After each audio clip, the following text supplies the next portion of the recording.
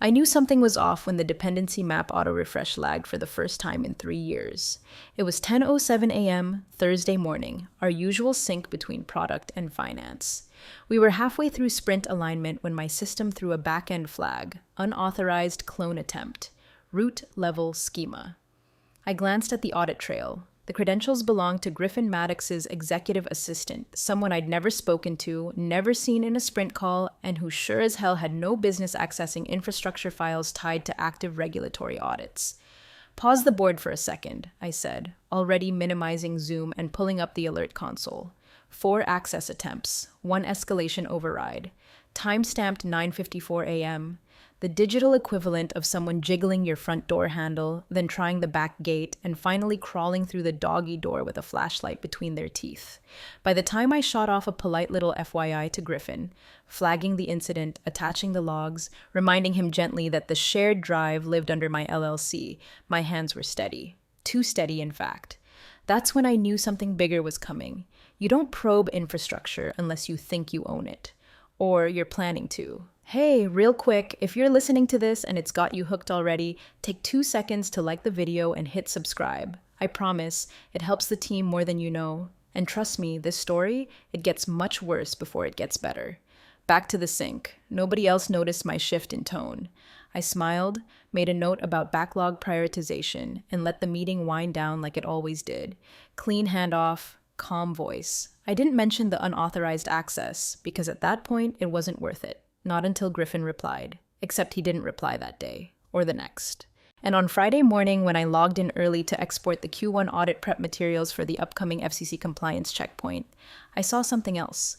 A passive attempt to overwrite a license control file. Not access this time, not even a copy attempt. Just a slow, deliberate overwrite on a config file labeled WCG Infra Ownership License 2026. That file wasn't even in their system. It was a symbolic pointer that sat in the architecture like a legal landmine. Any attempt to edit it triggered a silent escrow notification. And sure enough, I got the alert. They were testing boundaries. They thought I wouldn't notice or wouldn't care. But here's the thing.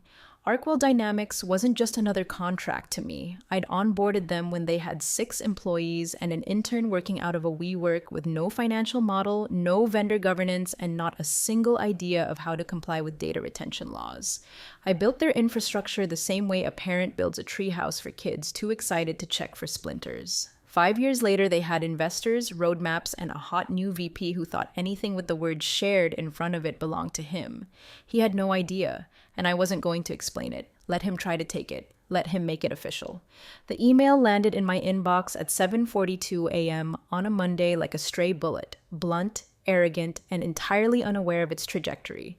Send me the password to the shared drive and clean out your desk. You're done here. No context, no warm-up, just a straight shot to the jugular. Griffin Maddox didn't even copy HR, probably thought he was being efficient. Or worse, thought I was disposable. I sat there for a second, blinking at the screen like maybe I'd misread it. But no, that smug little timestamp was real. 4 minutes after my system pinged another unauthorized permission escalation, this man thought he could just claim ownership by email. Like we were passing around a company Netflix account. I didn't reply right away. I wanted to laugh, but it was too sad to be funny. I'd seen this kind of thing before. New exec shows up with a messiah complex, swinging his LinkedIn MBA like a sword, convinced everyone before him was a bunch of dusty fossils in cardigans. And every time it's the same. They don't read the paperwork. They don't check the dependencies. They don't ask who built the skeleton they're about to rip apart. They just assume. Griffin assumed the infrastructure was his because it had the word shared in the folder title. But that folder, that entire architecture, lived on a server provisioned, maintained, and licensed under my LLC, Westfield Compliance Group.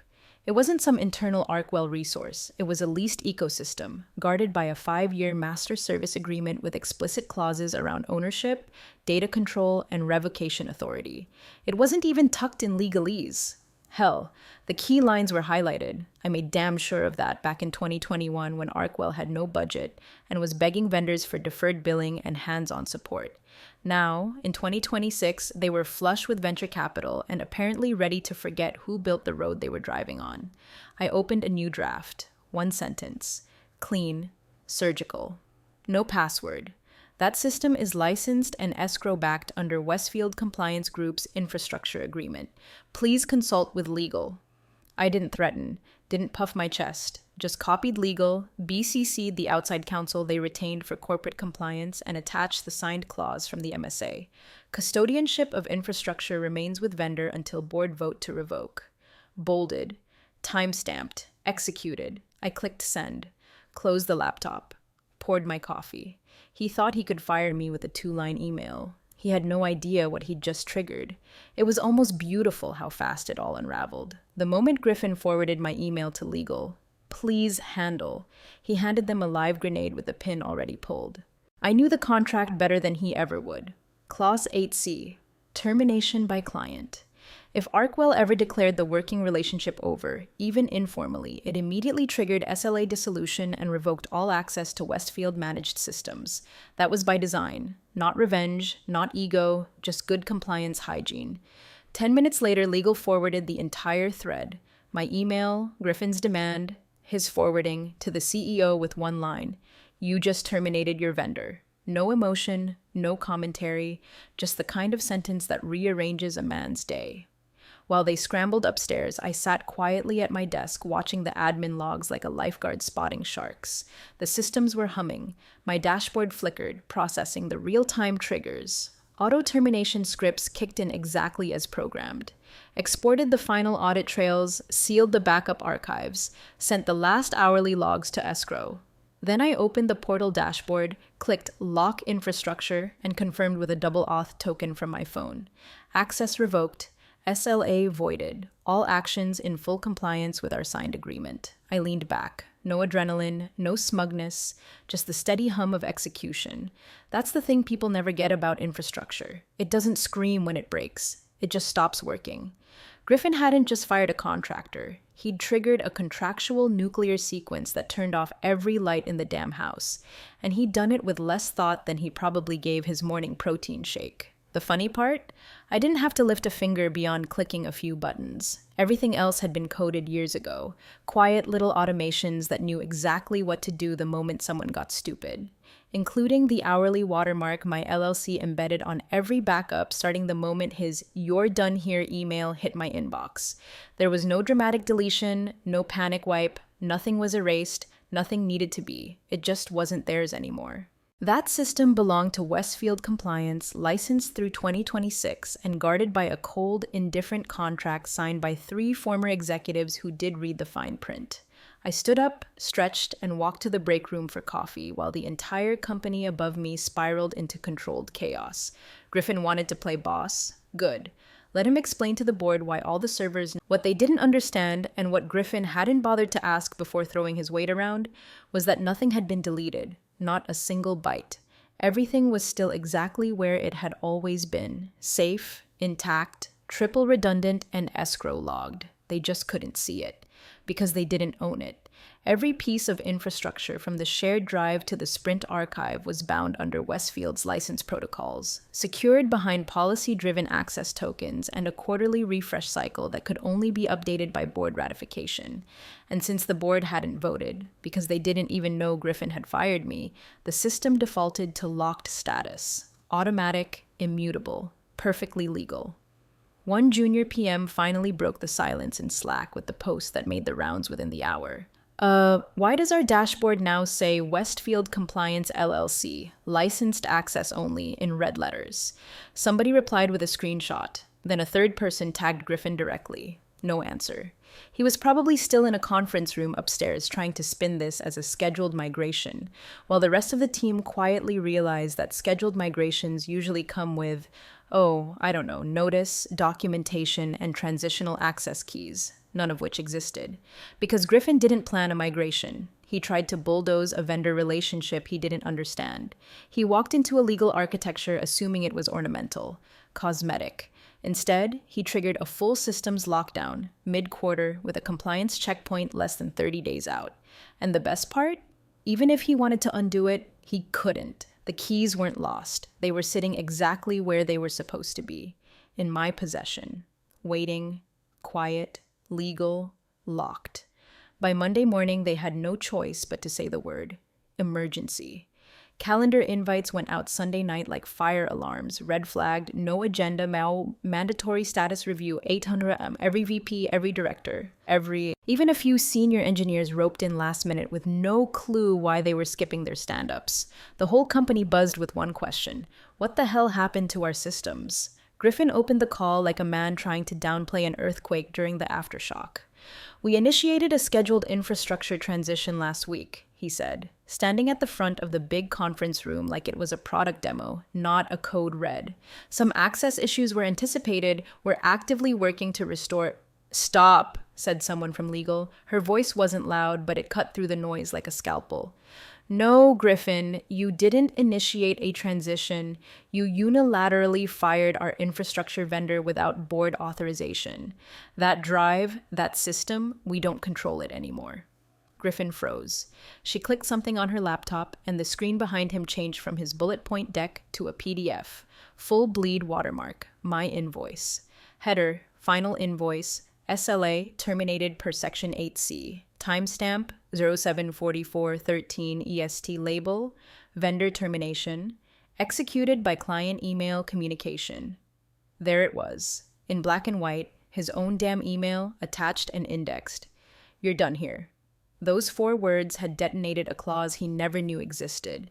Or if he did know, he sure as hell didn't think it would actually work. But it did. I'd embedded the clause for a reason. Arkwell didn't just buy software. They bought custody, licensed access, and a fail-safe protocol that locked them out the second they violated the service agreement.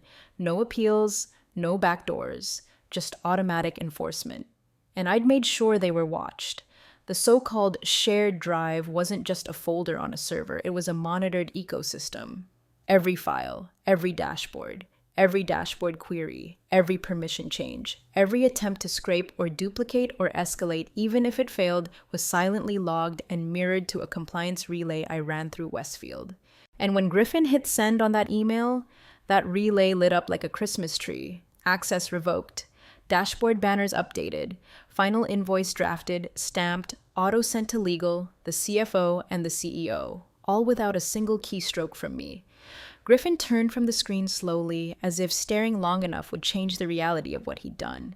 But he didn't speak, didn't argue, there was nothing left to say. Legal clicked again. A compliance flowchart appeared, labeled branches in red, license authority, vendor retained until board revocation vote, no transfer, no access. One of the senior product managers whispered, "She really locked us out." Someone else murmured, "Wait, she owns the infra?" Griffin stayed standing, but the air around him had gone vacuum sealed. Every exec in that room now knew this wasn't a blip. This was a systems lockdown with no override, a mistake that couldn't be spun, couldn't be walked back. And worst of all, was already fully documented. Because while he'd tried to fire me like a temp, he'd actually fired the legal custodian of their operational backbone. And the system? It followed the rules, even when he didn't. By 12:03 p.m., the last remnants of hope flickered and died across Arkwell's internal systems. Dashboards didn't just fail, they vanished. Department pages went black. Links led nowhere. Live reports defaulted to a blinking banner, looping in silent defiance. Access revoked. Contact Westfield compliance. Someone took a screenshot and dropped it into the company-wide Slack channel. 5 minutes later, a thread was 43 comments deep, mostly variations of WTF and why is there a vendor name on our systems. One poor soul asked if this was part of a rebrand. Bless his heart. Griffin lost it. I wasn't there, but I heard the play-by-play from a former colleague who DM'd me with simply, "He's unhinged."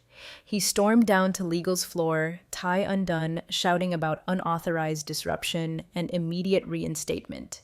He wanted to reverse it, wanted to undo the words he'd typed 4 days earlier with the cocky fingers of a man who thought he understood leverage. They didn't even stand up. "You can't," one of the senior counsel said, flipping a page in her binder. Her tone was dead flat. "You voided her SLA and fired the license owner. We are legally locked out." "No," he barked, pointing toward the screen in the legal war room where the blinking banner glared like a strobe light. "Yes," she said without looking. "That system is owned by Westfield Compliance under contract through the end of 2026. Clause 8C of the MSA was executed. You wrote the trigger." The CFO, who'd stayed quiet most of the morning, finally turned red. Not the flushed kind of red. The slow, cold kind that creeps up your collar when the room starts to realize just how badly someone screwed up. "You didn't know she owned the infrastructure?" he asked, eyes locked on Griffin, like he couldn't believe what he was hearing. Griffin said nothing. I wasn't in the building, wasn't even in Illinois. I was sitting on my back porch in Austin, watching a pair of cardinals argue over the birdbath and sipping iced tea like it was just another Monday. But I knew the exact moment panic detonated across Arkwell HQ. Because at 12:01:44 p.m., my system log noted a disconnection. User disconnected, administrative access. Arkwell. The last thread of internal control had been severed, and my infrastructure, which they'd used and abused for 5 years without ever really understanding, had quietly rotated out of their hands and back into mine. They had the desks, the laptops, the calendars. I had the skeleton key to everything else. From that moment forward, the message was no longer metaphorical. It was literal, glowing, unavoidable. Access revoked. Contact Westfield Compliance, which they could do, of course, but not to restore things, only to beg. They spent the next 48 hours digging through every page of the original contract like it was a cursed treasure map, hunting for some magic loophole that would undo what had already snapped shut around them. There wasn't one. I'd written it too well. Clause 4.1a. Custodianship of all licensed infrastructure and schema-bound data shall remain with the vendor until and unless formally revoked by majority board vote. Clause 8c. Termination by client via written communication, including electronic correspondence, shall constitute immediate SLA dissolution, with all licensed access reverting to the vendor. Clause 10. No modification of custodial protocols without full execution of the governance transfer package. Griffin's email, those 7 words, "Send me the password, you're done here," met every requirement for SLA termination. His assistant's access attempt flagged the system. My automatic compliance relay kicked in, and when Griffin pulled the trigger, the whole legal structure turned to titanium around me. He didn't even know what he'd fired, but legal did. They called an emergency review session with outside counsel, trying to argue that the termination was colloquial, not contractual. Didn't fly. Every lawyer in that room saw what I saw. A vendor agreement that had been treated like office furniture until someone tried to light it on fire and got trapped in the blaze. His assistant put in her resignation that same day. Word was she got spooked after reading through the audit logs I'd attached in the original FYI. Apparently, seeing her credentials tagged in a real-time escalation trail rattled her enough to realize how close she came to being part of a legal disaster. They tried onboarding a replacement for me, a contractor from some dev consultancy out of Dallas. Decent guy, from what I hear. Smart. Talented. Walked in expecting a handoff. Never got it. Because there was no handoff. No passwords. No admin tokens. No compliance schema. Not unless they triggered the governance transfer package. A sealed file in their own internal vendor repository that had been sitting untouched for 5 years. When legal finally found it, the file name was clear as day. Joe via Transfer Westfield Final. PDF. Requires full signature. It had never been opened. Not once. It required physical signatures from the board chair, the CFO, and the vendor, me. Digital wasn't good enough. That was intentional. If someone tried to yank infrastructure out from under me, they'd have to face me across a table and say the words with a pen in their hand. Griffin had no such pen.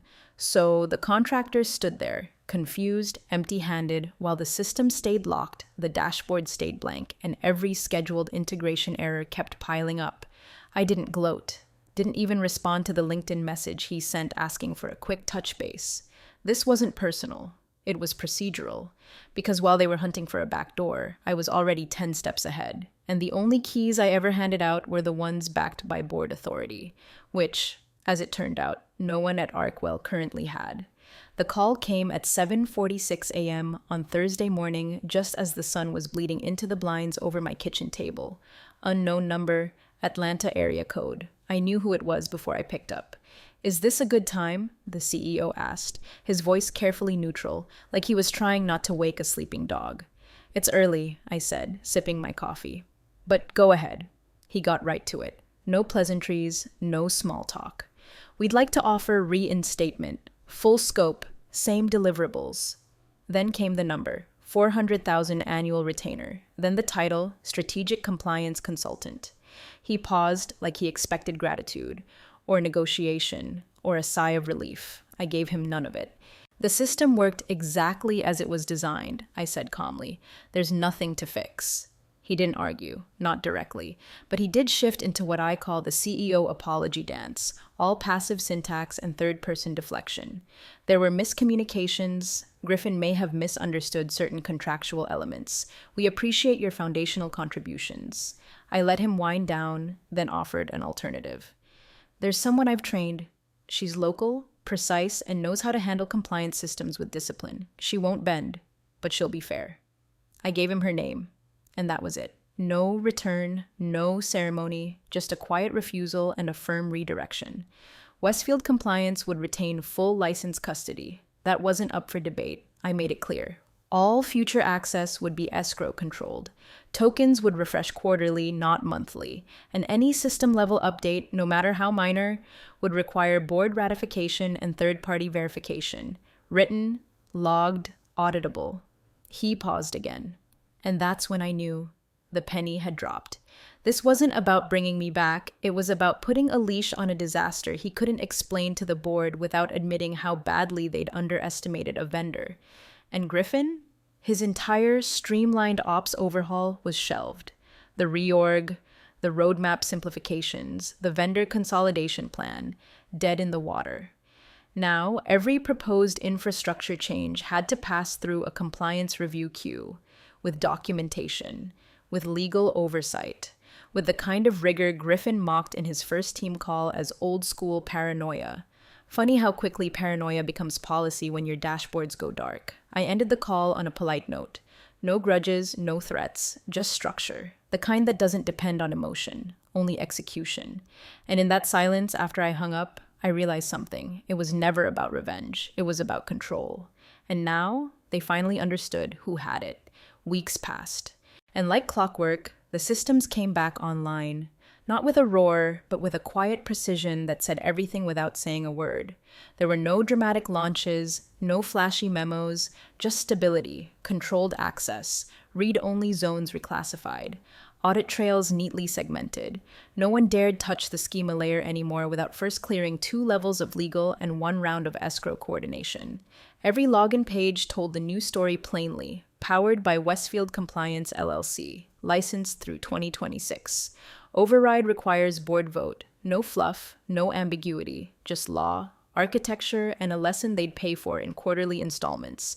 Each invoice watermarked, countersigned, and acknowledged without delay. I didn't have to ask for compliance reviews. They offered them. I didn't send reminders about escrow keys. They asked weeks in advance. And Griffin?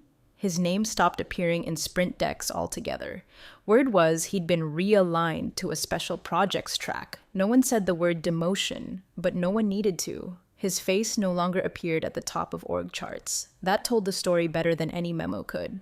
At Arkwell's Q2 town hall, the CEO stood beneath a massive projection screen in a freshly rented hotel ballroom and addressed the elephant in the server room. In retrospect, he said, folding his hands in front of the mic, we view this as a necessary correction in how we approach third-party partnerships. Infrastructure isn't just a function, it's a relationship, and we didn't treat it that way. He didn't name me, he didn't have to. Everyone watching knew exactly who built the structure that had saved them from themselves, and exactly who had left when they tried to steal it. I watched the live stream from my office in Austin, didn't flinch, didn't celebrate. Just sipped my coffee while the company redefined its own rules. Rules I'd written, tested, and locked behind multi-signature approval years before anyone on that stage learned how to pronounce the word custodianship. Later that week, a package arrived at my P.O. box. Inside, a sealed envelope containing a compliance certificate, stamped and notarized, a polite cover letter, a final note of thanks from legal.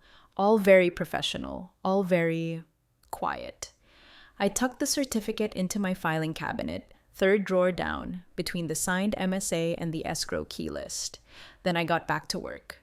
Because true ownership doesn't raise its voice. It just waits for someone to overstep.